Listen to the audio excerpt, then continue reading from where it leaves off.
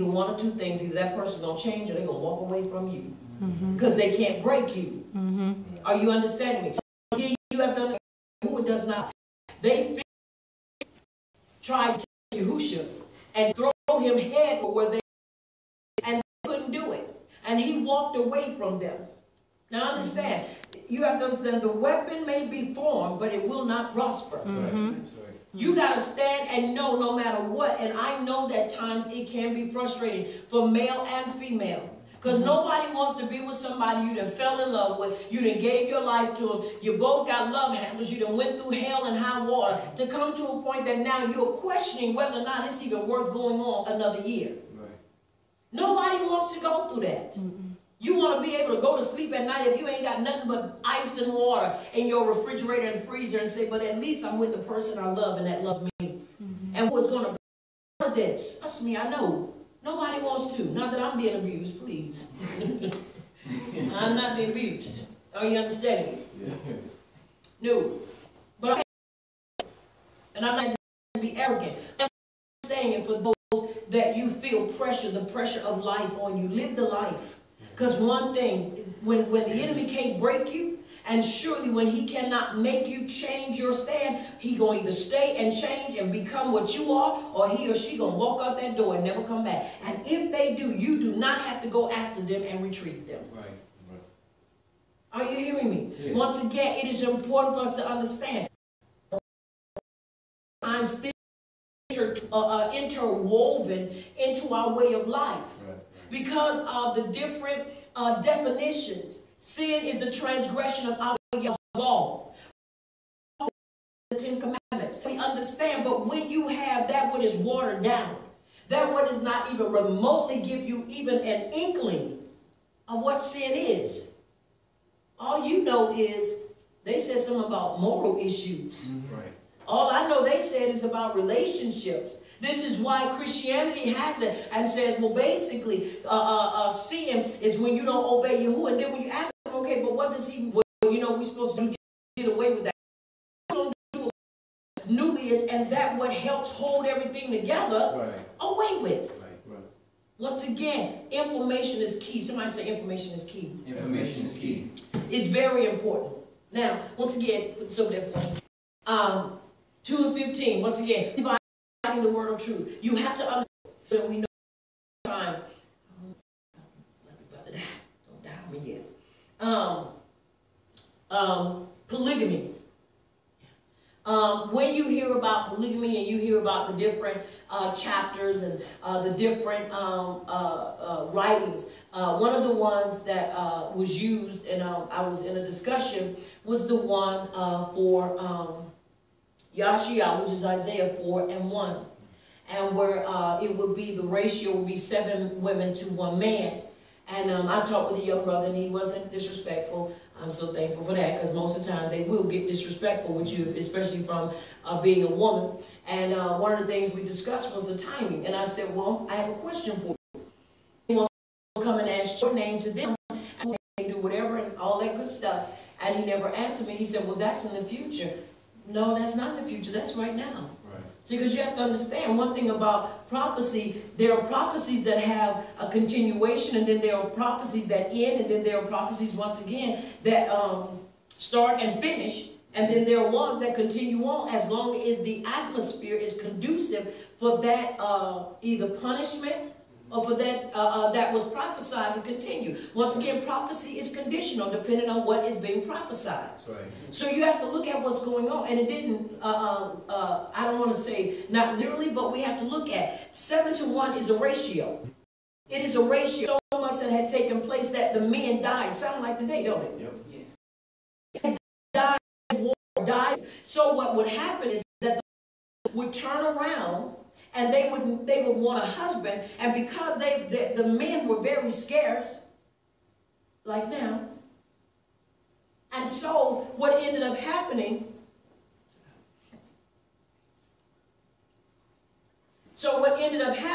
is that the women would go. Now, mind you, this is not the way that women, our women, would govern their lives. It was always the man that approached. But now there was a time when the women approached the men. Sounds like today, doesn't it? And what she would do, she would approach and say, look, and they didn't care about sharing. Why? Because they realized these are available men, so we got to do what we got to do, and we got to get what's available. And they hope that if they could share a man, that's what they did, because of the availability. Now, in the day and time we live in, we have brothers, but you have brothers that are very selective and very picky and choosy. And I'm not knocking that. But at the same time, you start looking, it's about love. Right. This was not about love. This was about contract marriages. Yep. This is contract with you. You ain't even got to feed me. You ain't even got to clothe me. All I need you to do is give me your last name and let me bring forth your seed. Are you understanding me? Yes. Now, for a lot of people that looked at that and took it in the wrong manner, you have to understand, what if somebody comes to you, you don't like them? Somebody that's in the pool, it says that you're going to be married to more than one wife. And you have to understand we're in that time now. Now, you have to understand this was not just against the men, but this was also punishment against the women. Because many of them, their husbands died. And if you read in that 3rd chapter, I think it's about the whole chapter. I would suggest read that whole chapter, Yashaya. Read it. You see the different things that came about. Once again, we're in a time where we are seeing our single men, they even marry wives extremely early. So now you have a ratio, and I want to read this to you. A ratio where the are over a period of time. Right. When you have actually men, this is why a lot of time women don't care. I watched this movie, a Maverick movie, and it was called the 30-70. 70% of women have men where the other 30% do not. And so you have those that are in the 30% club that say, look, if he's willing to cheat and he's willing to have a side chick, I'll be a side chick. Why? Because all they want is a man in their lives. Now understand, now I'm not justifying polygamy. Right. But what I am saying is that it's important to understand the ramifications for this. Right. This was not something that was to be celebrated. This was a time of great calamity because the men were dying and the women were going to suffer for it because of disobedience as a whole. Right. As a whole. So it's important that we understand that and that we stuff. If you don't believe, oh man, it's going to be heaven. No, it ain't. Why? Because all that woman wants you for is what? Is to bring forth seed. In other words, sex. That's what it was based upon. Right. Bringing forth a child, because our culture, and if you look at it and you look at it rightfully and not through tainted glasses, you will see that in our culture to bring forth children was a great esteem for women. Yep. That's right. That's why, what was it, Rebecca, wasn't it? Yeah, not Rebecca, Rachel. No, Rebecca. Well, Rachel wanted, and when, you know, what you want me to do? I'm doing what I'm supposed to. If ain't nothing coming, you have to go, and y'all have to be the one to fix that. Are you understanding me? Giving birth was the greatest thing. Nowadays, it is not rated that high. Are you understanding me? A lot of women don't want big families. A lot of women don't want children at all. And then you have to understand programming and mindsets and all this stuff. You have women now that are very successful. I'm not jealous of any woman, but I have a problem that your success takes away from you desiring to give one of the greatest things, and that is to bring forth a child. Well, honey, I don't have time for it, but you got time to do whatever, and then when you die and you get old and you can't bring forth a child, you're going to regret it for the rest of your life. Mind you, we have brothers incarcerated, some of them forever. Then you have brothers, and I'm not talking about any other culture, we're talking about us as a people. Let's make sure we weed everybody and everything else out. We have us. You have our men. Some of them are homosexuals. They don't want a woman. Are you understanding? We're not talking about women right now. We're talking about men. We're talking about men that do not have a desire. They are the reason why there's not enough of men. It is because of times of calamity and because of what's taking place. Now you have to understand, once again, you have successful women, but they're cheaters. Anybody's ever seen women at the light on EBT? Not EBT. Oh my goodness, BET. Oh my. BET. What was her name? Something Jones. Not Mary Jane. Mary Jane? Mary Jane. I'm talking about Jones. Mary Jane. My. How Mary Jane, as successful as she was, is still cheating and had to get with a married man. Are you understanding me? Again, the ratio. This has nothing to do with you being in a lavishing moment and you with every woman that you want. This is about women being desperate because they have nobody else. Right. And you are a able man. And we see it in some scenarios, and we have it, but it ain't in the near future. It's right now. This is why you do have things the way they are, because a lot of women just don't believe they're going to be able to get a man. So what they do, they settle and share. And say, I'll take care of myself. Same thing now. Even though it may not be 2, 3 to 1 man, it's still, the woman says, all I want you to do is be with me. And after you be with me then and give me a child, you can go about your way. That's why you see so many single young ladies with children and no man. That's right. No man. This is because they know they're not going to get anything else. So once again, this is going on now. And it's going to get worse. So those that do have, you have to understand, I heard this saying, one man's or one another person's treasure. And clean him up or clean her up and make them their treasure. It's important that we understand that. Once again, it is important that you understand the scenario and that which is around this. This ain't about, everything being happy. No, you will just be basically a seed donor. Right. That's all, a seed donor. Because they don't want anything else of you. You don't have to buy from me. You don't have to give me nothing. All I need you to do is give me your last name and let me do me. Any man wants something like that, he's crazy. Right. And any woman, she's just as crazier. Right. But once again, are we understanding the scenario? Now I want to read a little bit of this for you. We're gonna go back into the word. The reason I said that is because another wife. We can do this. You start thinking, really? Okay. Because that's not something that was to be done or happened because Yahuwah was baruching them. It is the results of sin. It is the results of punishment. Right. Now, let us look at this.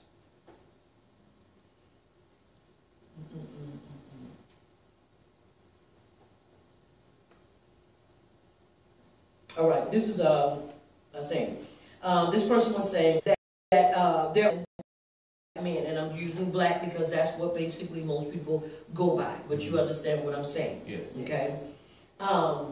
Some cities have it worse than others, and some may actually have more men. But as a whole, we pretty much know this is to be true. It is said to be 87 men to every 100 women. Do you understand that? That's a ratio. Yeah. You follow me? Yes. That's what, 13, what's that? 87 to 13, 100. Mm-hmm. 13. Are you hearing me? Yes. Ratio. There are more women than there are men.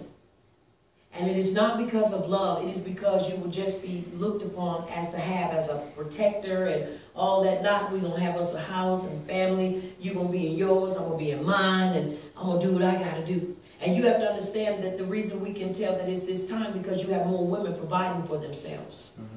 You have more women, Fortune 500 companies than men too. Mm-hmm. And that's not to be derogative, but it's the truth. You have more men, more women that are more educated. And women are at a point that they don't want a man that's not educated. A man that cannot mess with their mind. And I'm talking about the good way. When he get to talking all them deep words, and that man, that mess you up. And he knows the writings, and he talking to you, and you be sitting there and you all mesmerized because he ain't, talking about, something crazy. Right. Yeah. He ain't talking about 2 biscuits and a wing. No stuff like that. He's talking to you about the depths of the writings. And then when you talk to him, you're talking to him, and you think you got him at a point to where you got some over on him, and then he come out of from nowhere with some of that boy. That's not saying that those brothers that because of their lack of being able to understand certain things, that discounts them. I'm not saying that at all. Right. Because you still have brothers that love the Torah, and that's where, and they may not be able to express themselves like the next, but they still do. They got a good heart. And I'm not by any means calling anybody a dummy. So please understand that. But I am saying is that when you understand who you are and where you are, and you're confident in that, that is what really turns a woman on. Because you are confident in who you are. And I'm not saying it in that manner, but I'm just saying women want somebody that's going to always keep their interests. You're going to always make me think. You're going to always say something that makes me think, okay, I got to go look in the dictionary for that one. Are you understanding me? Yes. You're going to always want somebody that causes you to go deeper into Yahuwah. That's right. Because he is supposed to be, we all are, but men are supposed to be the epitome, the image. We all are you understanding me? In no way am I taking away from the woman. Right. But it was the man who was created first. That's right. So it's important that we understand that. And like I say, once again, because all women are not, well, don't know how to throw all the big words. Are you hearing me? Yes. It's not always about that. But once again, you want to be where expected. And if you're not there, then you want to do something to increase it. You want to do better. Are you understanding me? Because I want to do better every day of my life. Yes, that's right. Every day of my life. I'm not trying to stay where I am. Yeah, because there's some words you get to looking on the paper, you're like, and what is that? Okay, we're going to pass that one. Are you understanding me? Yes. And it's just being truthful. But at the same time, you understand who you are. I'm confident in who I am. Even if there are words that I cannot pronounce. I'm still confident in who I am, because 2 words don't destroy me. Right. That's right. Are you hearing me? Yes. But the point of it is that the time that was going on is going on now. And it is not because this is a thing that people are celebrating in. You should never celebrate in that. Why? That means somebody died, and all the stuff we're seeing, all those brothers that lost, that means you're just available. You're the man that's available because there are no other men. You don't want somebody just coming to you and then they don't want to have a life with you. They just want you once again to be a donor. Are you understanding? Yes. Now, let me read a little more. From there, people will then bring down the number of available men, black men, by deducing for incarceration, homosexuality. And some, they will even just use the standard of quality down lower. Once again, the quality. So when you start looking, once again, the ratio is extremely high. Now, let's look at it. Even if that dropped the number down to 20 black men for every 100 women, that ratio would be 5 to 1. Did it not say in the writings 7 to 1? In Yashiyah, Isaiah 4, the ratio. It is not a definite sure close. It is sure close. Why? Because of the signs of the time. And it lets us know that, once again, we are still experiencing this prophecy, and we're still experiencing this because of the lack of men. That's right. The lack of men. Not just being born and dying in childbirth, but dying out there on the streets. Right. Dying. And now the availability is just that. So once again, when women come to men, and the reason why women are so flirtatious and women are the way they are is because they're trying to hook a man any way they can. Personally, this is why polygamy is the way it is now. Because women accept it, even though you be like, girl, why you want to be that? Honey, I need a man. And if I got to share him, then so be it. Because I can take care of myself. That's happening now. So once again, information is important, and how we get that information and where we get it from determines on how we will process and how we will be able to understand what's going on. Right. Just thought I would drop that in your ear on tonight. Once again, so he's telling him in chapter 2, verse 15, about rightly dividing the truth. And once again, to all my ox that are out there that's keeping it, holding it up and being real and doing what they know to do. My hat's off to you. I applaud you for your love. But don't come asking mine. That's right. Because he's a one-woman man. Trust me. Are you understanding me? Right. Yes. And I'm just being real. I'm just being real. Alright. Okay, you understand me? Yes. So for the brothers that want to do that, I can't knock you, but you understand the purpose of it. Yeah. And understand the concept and understand the reasoning of 4 and 1 of Yashaya, Isaiah. And not like it's going to be, you know, because man is under the show. All right. Show yourself approved to Yahuwah, a workman that needs not to be, what? Ashamed. Rightly dividing the word of truth. Verse 16, read 16, 17, 18, 19. And it is Timothy is Bet, chapter 16 to 20. Chapter 2, verse 16 to 20. Avoid powerless chatter, because those who indulge in it will become more and more weak. Their teaching will spread like gangrene. Among them are Hymenaeus and Philetus, who have wandered away from the truth. They say that the resurrection has already taken place, and they destroyed the belief of some. Nevertheless, Power's solid foundation stands firm, sealed with this inscription: Yahuwah knows those who is. In a large house there are articles not only of gold and silver, but also of wood and clay. Some are for noble purposes, and some in no. And it is Now, let's look at